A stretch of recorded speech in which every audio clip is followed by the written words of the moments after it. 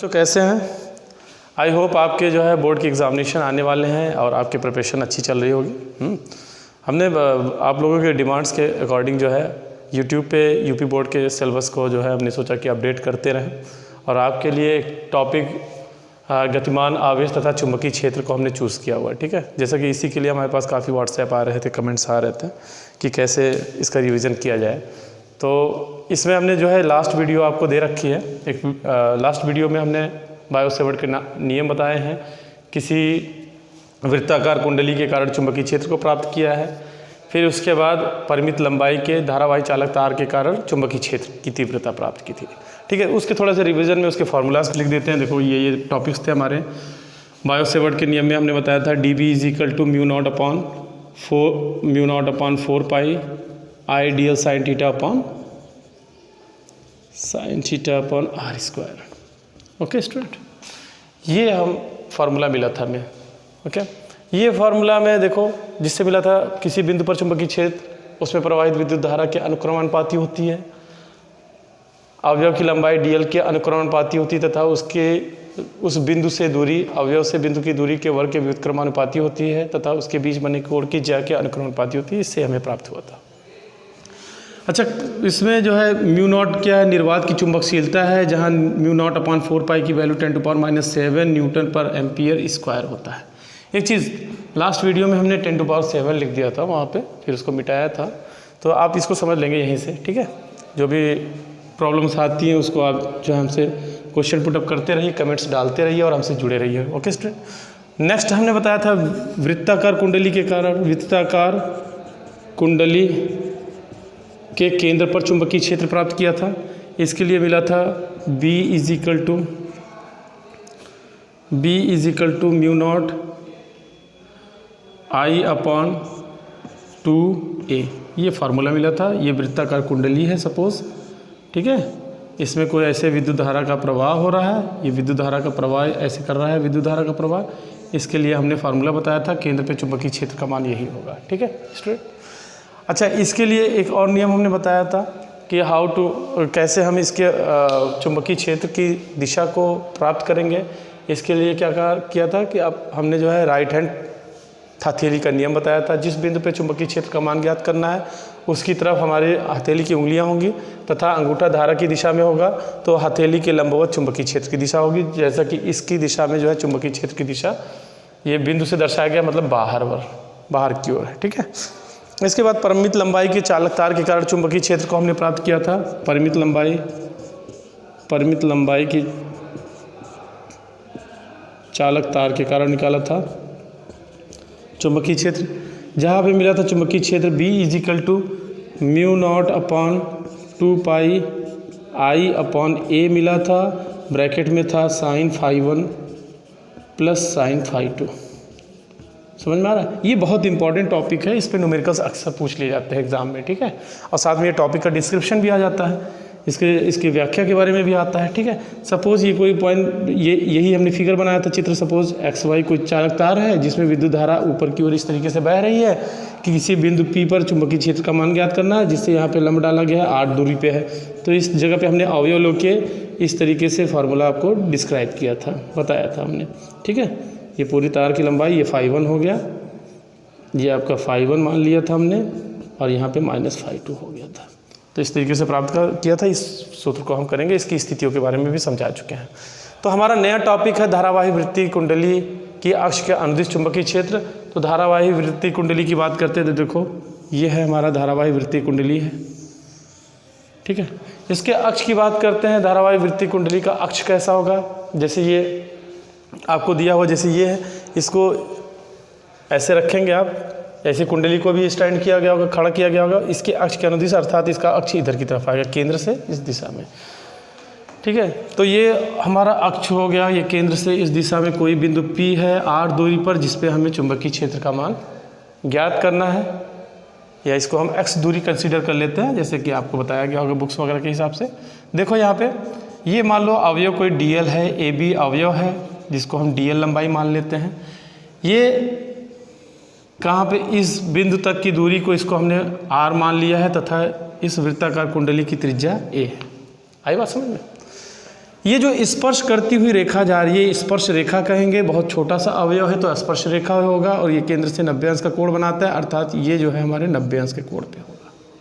ठीक है, या अवयव से एक चीज़ और है, ये 90 अंश होगा तो इसमें हम बायो सेवर्ट का नियम, अवयव के कारण इस बिंदु पर चुंबकीय क्षेत्र हम प्राप्त करेंगे। ठीक है, एक चीज़ और है, ये अगर अल्फा कोण है तो हमारे पास जो है जो भी नियम है, हथेली का नियम है या स्क्रू गेज का नियम है, स्क्रू गेज के नियमानुसार क्या होगा, इसकी दिशा जो है इसके लंबवत होगी बाहर की तरफ। जैसे ये पेन बाहर की तरफ दिख रहा है, ऐसे ही होता है। इस चुंबकीय क्षेत्र की दिशा, मान लो ये dB अवयव ले लिया था, dB है, इस दिशा में है।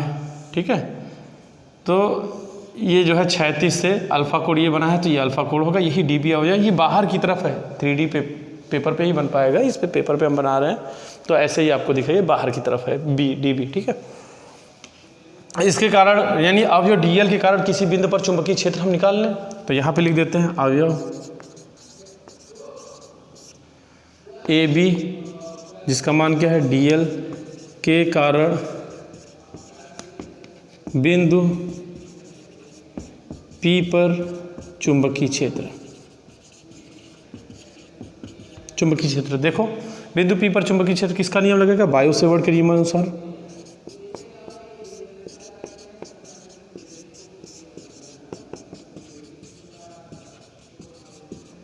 क्या होता है बायो सेवर्ट के नियमानुसार, छोटा अवयव लिया है तो dB रहेगा, μ0/4 पाई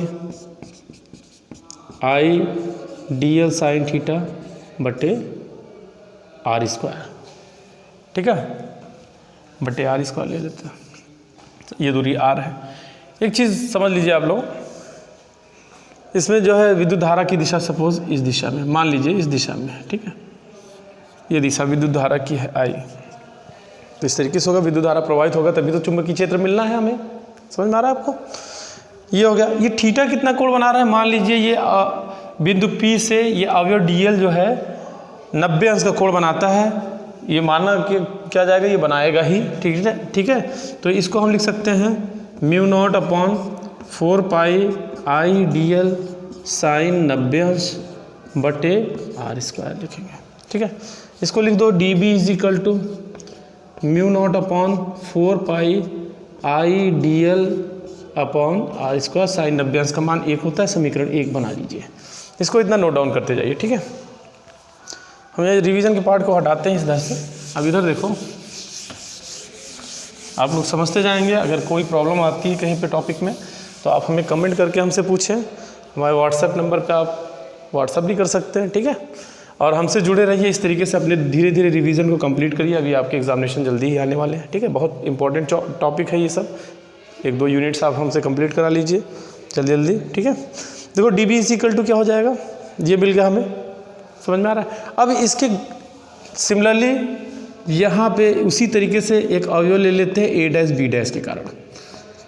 देखो इसके जो है घटक कार्य करेंगे, पहले इसको समझ लेते हैं। ये लंबवत है dB, तो इसका एक क्षैतिज घटक होगा जिसको कहेंगे dB cos थीटा। ठीक है, और इसके अक्ष के अनुदिश एक घटक आएगा जिसको कहेंगे dB साइन थीटा। आ रही बात सबको समझ में।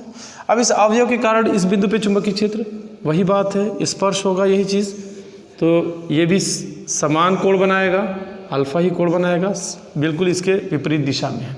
और सममित के कारण जो है समान इसका चुंबकीय क्षेत्र भी होगा। इसका चुंबकीय क्षेत्र क्या होगा, इस दिशा में आएगा dB, बाहर की तरफ, ये भीतर की तरफ दिष्ट होगा। समझिए, बाहर की तरफ ये, हाँ, ये इस तरीके से है। यहाँ का नीचे का अवयव है, भीतर की तरफ दिष्ट होगा। इसके लिए देखो एक लंब डालेंगे, ये अगर अल्फा कोण है तो ये भी अल्फा कोण होगा, ज्योमेट्री से, ज्यामिति से।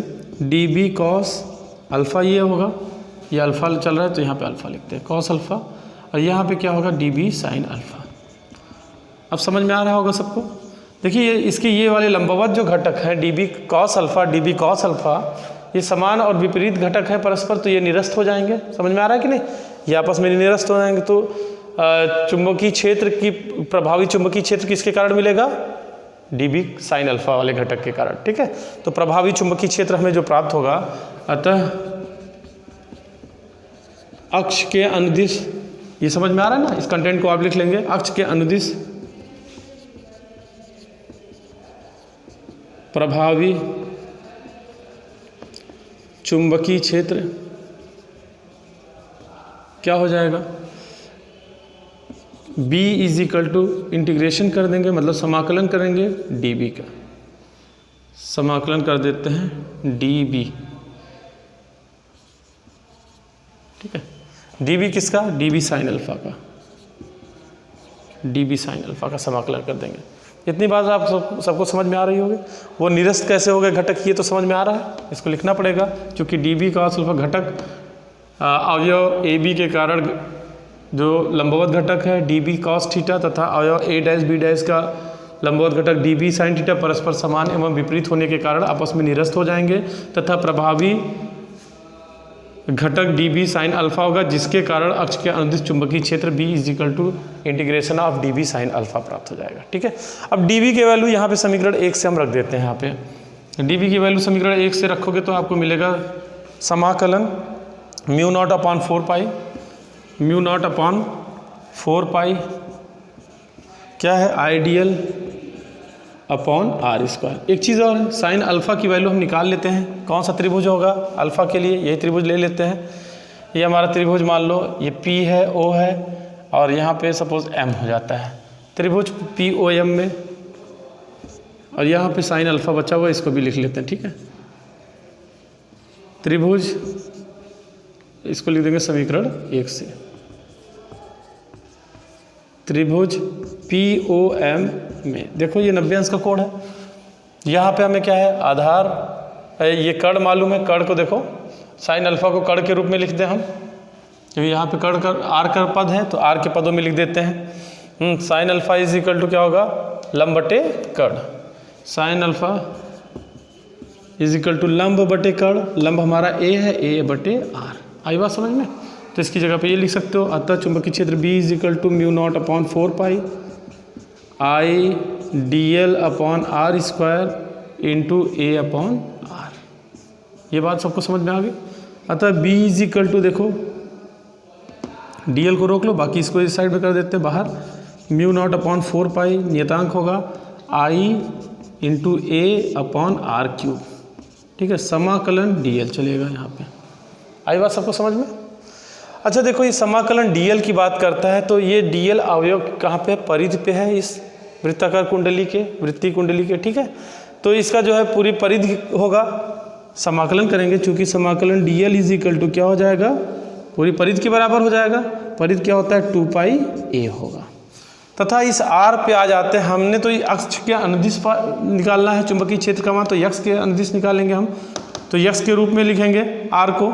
तो R क्या है, विकर्ण पे है, तो पाइथागोरस प्रमेय क्या कहता है, आर स्क्वायर बराबर ए स्क्वायर प्लस एक्स स्क्वायर, अर्थात R बराबर कड़ी में ए स्क्वायर प्लस एक्स स्क्वायर हो जाएंगे, तथा आर स्क्वायर बराबर या R बराबर कड़ी में ए स्क्वायर प्लस एक्स स्क्वायर हमने लिख दिया। समझ में आ रहा है कि नहीं। अब इस मान को इसमें रखते हैं, हम प्रतिस्थापित करेंगे, अतः B बराबर हो जाएगा म्यू नॉट अपॉन 4 पाई, समझिए, और इसको क्या लिख सकते हो, ए स्क्वायर प्लस एक्स स्क्वायर के घाते 1/2, वही बात है। यहाँ पे रख देते हैं I बटे ए, और ये क्या हो जाएगा, R का मान यहाँ से रख देते हैं ए स्क्वायर प्लस एक्स स्क्वायर के घाते 3/2। और समझो DL, इस समाकलन DL का मान क्या आ रहा है, 2 पाई ए यहाँ पे रख दिया हमने। आई बात सबको समझ में। देखो 2 पाई ये कैंसिल कर दोगे, यहाँ से कैंसिल पाई से होगा। अभी देखते हैं हम लोग, इसको हटा दें समीकरण 1 को, आप लोग नोट बनाते जाइए इस तरीके से। देखो अतः B इज इक्वल टू क्या मिल जाएगा हमें, B is equal to mu naught upon, ये क्या है 3/2 है ना, सही है, हाँ सही है, म्यू नॉट अपॉन 4 पाई आई, पाई से कैंसिल ही कर देते हैं, अभी ये 2 टाइम्स कर देते हैं, चलो ठीक है। तो म्यू नॉट अपॉन 2 हो जाएगा, यानी mu not a square, mu not I A square upon 2 A square plus x square के घाते 3/2। ये इस तरीके से हमें ये सूत्र प्राप्त होगा, चुंबकीय क्षेत्र का होगा, ठीक है, इस अक्ष के अनुदिश होगा। यदि कुंडली में फेरों की संख्या n हो, यदि कुंडली में फेरों की संख्या की संख्या मान लीजिए आपका n है, तब क्या हो जाएगा b is equal to n बार mu naught upon 2ia² upon a² plus x² के घाते 3/2। ये इतना न्यूटन चुंबकीय क्षेत्र का मात्रा क्या होगा, न्यूटन प्रति एम्पियर मीटर होगा। ठीक है, ये इतने टेस्ला का होगा। इस तरीके से हमने इस अक्ष के अनदिश चुंबकीय क्षेत्र के मान को प्राप्त किया। ठीक है स्टूडेंट, तो ऐसे आप लोग सॉल्व करते जाइए और आप इससे रिलेटेड वीडियो न्यूमेरिकल सॉल्व करिए। अगर न्यूमेरिकल्स आपको नहीं समझ में आते तो हमें कमेंट्स करते जाइए। ठीक है स्टूडेंट, ओके, आज के वीडियो में बस इतना ही। नेक्स्ट वीडियो में हम समझेंगे एम्पियर्स लॉ को समझेंगे। आप लोग हमसे जुड़े रहें। Okay bye.